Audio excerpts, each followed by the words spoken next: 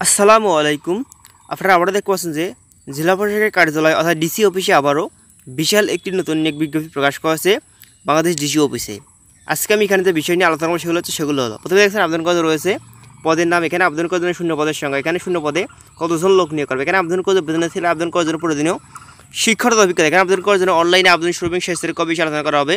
তবে সম্পূর্ণ ভিডিওটি আলোচনা করার পূর্বে আপনার কাছে একটা রিকোয়েস্ট থাকবে যে আপনারা যারা আমার চ্যানেল অবশ্যই আমার চ্যানেলটি সাবস্ক্রাইব করে রাখবেন এবং সাবস্ক্রাইব করে বেল বাটন প্রেস করবেন, যাতে পরবর্তী কোনো নতুন ভিডিও আসা করবে আপনার কাছে নোটিফিকেশন চলে যায়। আসুন মূল ভিডিওতে যাওয়া যাক। এখানে দেখতে আবেদন করা রয়েছে এক নম্বর পদ, সেটি হচ্ছে অফিস সহায়ক। এখানে শূন্য পদে দেখতে পাচ্ছেন অফিস সহায়ক পদে দেখতে পাচ্ছেন 55 জন লোক নিয়োগ করবে। এখানে আবেদন করার জন্য শূন্য পদে পদের সংখ্যা রয়েছে 55 জন। এখানে শূন্য পদে 55 জন লোক নিয়োগ করবে শূন্য পদে এক নম্বর পদে। এখানে আবেদন করার জন্য বেতন স্কেল দেখতে পাচ্ছেন সেটি হলো যে জাতীয় বেতন স্কেল 2015 অনুযায়ী গ্রেড দেখতে পাচ্ছেন 20 অনুযায়ী বেতন দেওয়া হবে 8,250 টাকা থেকে 20,010 টাকা পর্যন্ত বেতন দেওয়া হবে এক নম্বর পদের ক্ষেত্রে অফিস সহায়ক পদ। এখানে আবেদন করার যোগ্যতা সেগুলো হলো কোনো শিক্ষিত বোর্ড অবশ্যই আপনাকে ন্যূনতম দ্বিতীয় বিভাগ বা সীমিত অবশ্যই আপনাকে মাধ্যমিক স্কুল পাশ হলে এখানে আবেদন করে দেবে। এখানে অবশ্যই আপনাকে এসএসসি পাস করতে হবে, তাহলে শুধু এখানে আবেদন করা যাবে এই অফিস সহায়ক পদে। এখানে আবেদন করার জন্য দেখতে পাচ্ছেন প্রার্থীর শর্তাবলী। এখানে দেখতে পাচ্ছেন প্রার্থীর বয়স সীমা দেওয়া আছে, সেগুলো হচ্ছে এখানে 18 থেকে 30 বছর হলে আবেদন করা যাবে এই পদের ক্ষেত্রে। এখানে দেখতে পাচ্ছেন প্রার্থীর সর্বনিম্ন 18 এবং সর্বোচ্চ 30 বছর হলে আবেদন করা যাবে। এখানে আবেদন করে দেখতে পাচ্ছেন বলা যায় সেগুলো হলো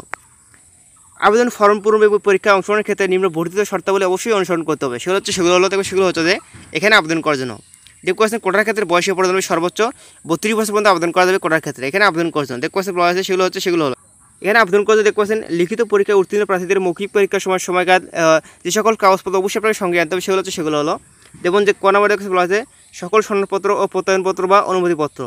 ক নম্বর দেখতে বলা হয়েছে গাইবান্ধা জেলা স্থায়ী বাসিন্দা হিসেবে পৌরসভা মেয়র ইউনিয়ন পরিষদ চেয়ারম্যান দেখতে কৃত প্রদত্ত নাগরিক সনদপত্র এবং দেখতে পাচ্ছেন গ নম্বর বলা হয়েছে জাতীয় পরিচয়পত্র বা জন্ম নিবন্ধন সনদপত্র অবশ্যই আপনাকে প্রয়োজন হবে এখানে আবেদন করার ক্ষেত্রে।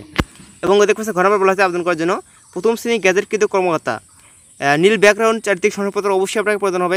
এবং দেখতে পাচ্ছেন 9 নম্বর বলা হয়েছে চাকরিরত প্রার্থীর ক্ষেত্রে যথাযথ কৃতপক্ষের অনুমতিপত্র প্রয়োজন হবে এখানে আবেদন করার ক্ষেত্রে। এবং দেখতে পাচ্ছেন তারপর বলা হয়েছে আবেদন করার জন্য মুক্তিযোদ্ধা কোটার আবেদনকারী দেখতে পাচ্ছেন প্রার্থী অবশ্যই আপনাকে কোটার ক্ষেত্রে অবশ্যই আপনাকে কোটা সত্যিত ফটোকপি প্রয়োজন হবে কোটার ক্ষেত্রে। এখানে আবেদন করার জন্য দেখতে পাচ্ছেন প্রার্থী 3 কপি পাসপোর্ট সাইজের ছবি প্রয়োজন হবে। এবং এখানে আবেদন করার জন্য দেখতে পাচ্ছেন বলা হয়েছে আবেদনকারী নির্দিষ্ট কোটা দাবির ক্ষেত্রে দাবির সমর্থনে দেখবেন যথাযথ কৃতপক্ষ প্রদত্ত সনদপত্র প্রমাণ হিসেবে অবশ্যই আপনাকে সংযুক্ত করতে হবে এখানে আবেদন করার ক্ষেত্রে। দেখবেন এখানে যে সকল দলের প্রার্থীগণ আবেদন করা যাবে সেগুলো হলো দেখবেন এখানে বলা হচ্ছে আবেদন করার জন্য সেগুলো হচ্ছে এখানে প্রার্থীকে অবশ্যই জন্মসূত্রে বাংলাদেশি নাগরিক এবং দেখছেন গাইবান্ধা জেলার স্থায়ী বাসিন্দা হতে হবে, তারা এখানে আবেদন করা যাবে। এখানে শুধু গাইবান্ধা জেলাতে আবেদন করা যাবে, বাকি কোনো জেলাতে আবেদন করা যাবে না। এখানে আবেদন করার ক্ষেত্রে অনলাইনে আবেদন শুরু হবে শেষ তারিখ সেটি হলো। এবং এখানে আবেদন করার জন্য দেখবেন বলা আছে অনলাইন চার্জ সেটি হলো এখানে দেখবেন অনলাইন চার্জ মোট দেখবেন 400-112 টাকা পর্যন্ত হবে এখানে অনলাইনে আবেদন করার ক্ষেত্রে। এখানে অনলাইনে আবেদন শুরু হয় সেটি হচ্ছে আপনারা দেখতে পাচ্ছেন অনলাইনে আবেদন শুরু হবে সেটি হচ্ছে আগামী 30/5/2024 সাল সকাল 10টা হইতে অনলাইনে আবেদন শুরু হয়ে গেছে। আবেদনের শেষ তারিখ সেটি হচ্ছে আগামী 30/6/2024 সাল বিকাল 5টা পর্যন্ত অনলাইনে আবেদন করা যাবে। আশা করি আমার কথাগুলো বুঝতে পারছেন। ধন্যবাদ ভিডিওটি দেখার জন্য। আসসালামু আলাইকুম।